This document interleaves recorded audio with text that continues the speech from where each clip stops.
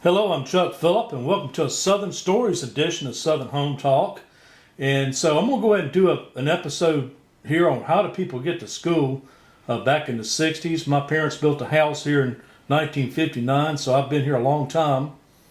And this is going to be a pretty interesting video. I may have to make this in several parts to keep it, kind of short. I know nobody wants to really watch a long video, so I may have to do this in some components. But it was a lot different, I'm going to tell you, back in the 60s and early 70s.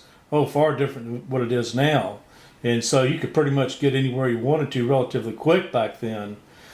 And that's why I figured I would go ahead and do this video, just to make it entertaining and also informative. You're going to find some really interesting stuff in this video, even if you never went to any of the schools here, much less organic school, which is eventually where this is going to get focused. Now, I went to organic school in Fairhope. That was the second school I went to, and what you're looking at is the Bell building there. Organic school was founded in 1907 by Marietta Johnson. She had a very unique way of educating children.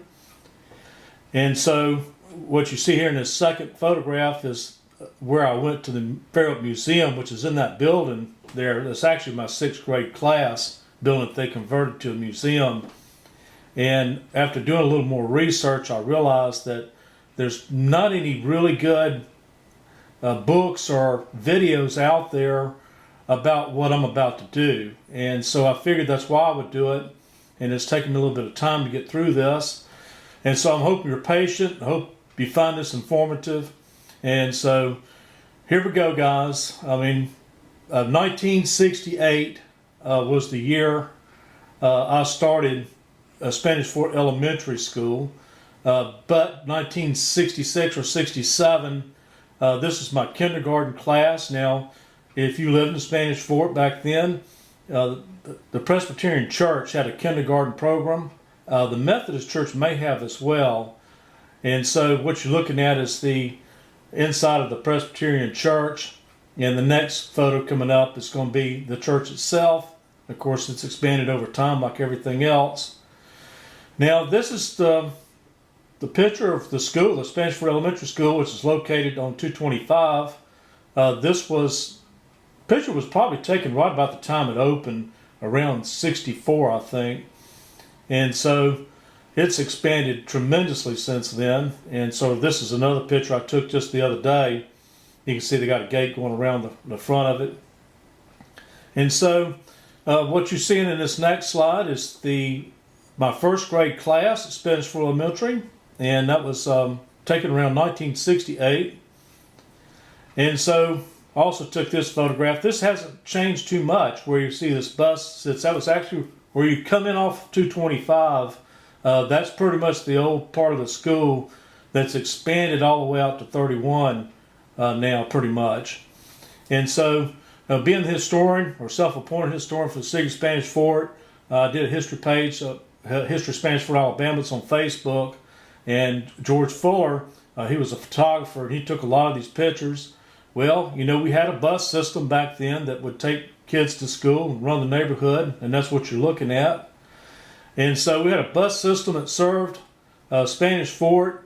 But if you went to organic school, we had a bus driver named Mr. Broughton. He owned Broughton's Record Service, and he would run the buses from Spanish Fort through Lake Forest, through Daphne, all the way to Fairhope. But you got to realize back then, it didn't take you long to get there. I think there was only one red light between Spanish Fort and Fairhope at that time. And also you didn't have the 4-lane either. It was Scenic 98 pretty much the entire way. And so this next photograph is his daughter Bonnie.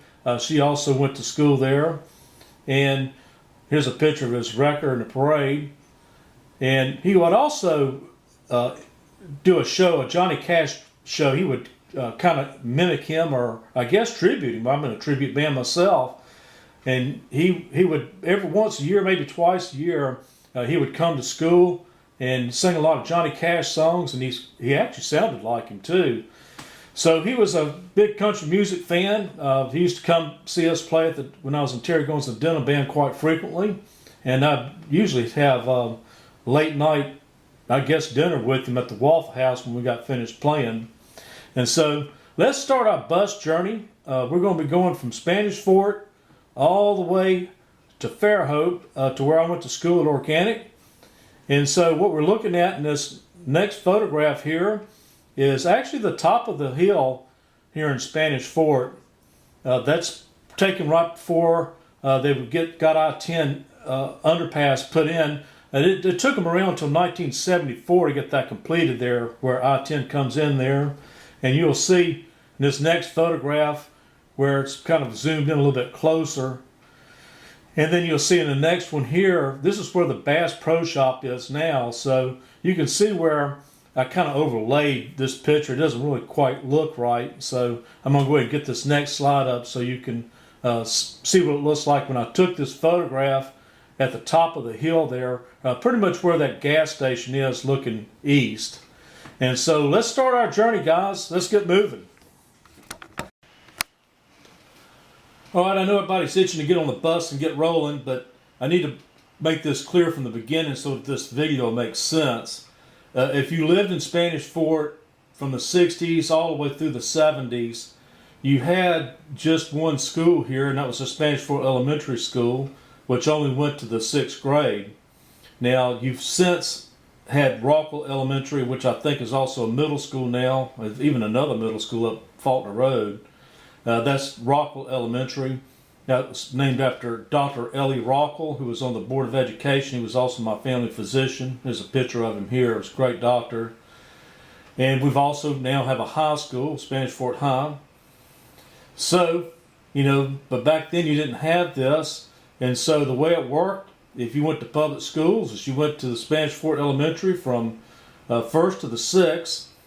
Then you went to Daphne Elementary, which went to the 7th grade. So you went 1 year there, the 7th grade.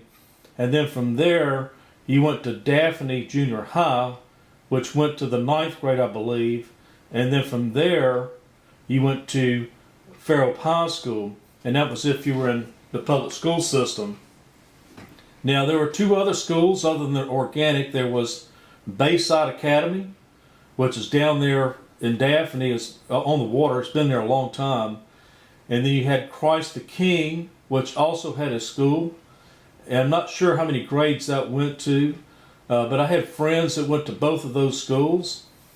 And so that's how it worked. I mean, you just made the trek from Spanish Fort South all the way to Fairhope until you made it to high school. And that was, of course, the exception for those that went to Bayside or Christ the King or Organic School where I went.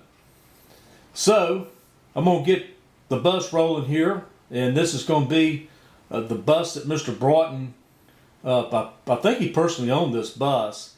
And so he would make this trip starting in Spanish Fort, and we would wind our way all the way through Lake Forest, Whispering Pines Road, through Daphne, until we finally made it all the way to Fairhope. There was even some places we had to go out in the country to pick up some people. But amazingly, it didn't take that long to do that because, like I said earlier, there was very few red lights. In fact, like I said, I think there was only just one that got in the way. But not only that, there wasn't a lot of traffic either. So you could just move around a lot easier back in those days. It'd probably take you forever to do it now. All right, guys, we've just passed the high school. And check out this photograph. This is an old one, most likely taken sometime in the 1800s, and this is just past the Fairhope High School on Scenic 98, and you notice it's not paved. So I kind of sort of suspect that Highway 98 most likely started somewhere in Point Clear, could have been further south than that, and most likely ended somewhere around downtown Daphne. And you can see this picture of General Canby. He led his component of his army this direction across Fish River, most likely took 98 down, and because a lot of his troops did camp in Daphne, and he was coming up this way to lay siege at Spanish Fort. And so, coming down Scenic 98, it explains a lot of the reasons why, Daphne Elementary's there, Christ the King, Bayside Academy, Daphne Junior High, Fairhope High School. And so that's why all these schools and the older businesses run this entire direction, both north and south. Now, getting up here to the top of the other side of this hill, there's only a couple more intersections. Take a left, and we're at Organic Campus. And just so you know, all of this square, which was Faulkner College back in the 80s and I think some 90s, was organic school. And there was a lot of buildings there. A lot have been torn down because of age, but there's still some of them that are still up. And so the one thing I liked about this campus is that if you were carpooling, which a lot of us did at some point, your parents could just simply drop you off at whatever point of the campus you needed to get off at, because there were school buildings all the way around it, and they could pick you up the same way. And so, where the bus would come in on the left side, there's a big oak tree there. That's where the bus would usually drop the students off. And I think sometimes he may do the same thing, go around the campus and drop them off at certain points. There were a lot of them getting off at that place. But also a lot of students had their own cars, and they would bring them to campus and park there as well. In fact, at one point my parents was actually allowing me to carpool with some of the senior students back and forth. Tim Wampler and Mike LaPlace were a couple of the guys I carpooled with, and also some others as well, which I'm going to save for the next component of this story on the organic school. I hope you found this interesting. This is going to be part one. It's probably been long enough already. And like I say, whether or not you went to any of these schools or not, you're certainly going to find the story of organic school very fascinating. And I think you're going to find, at least most of you should, this is a type of education we need to get back to.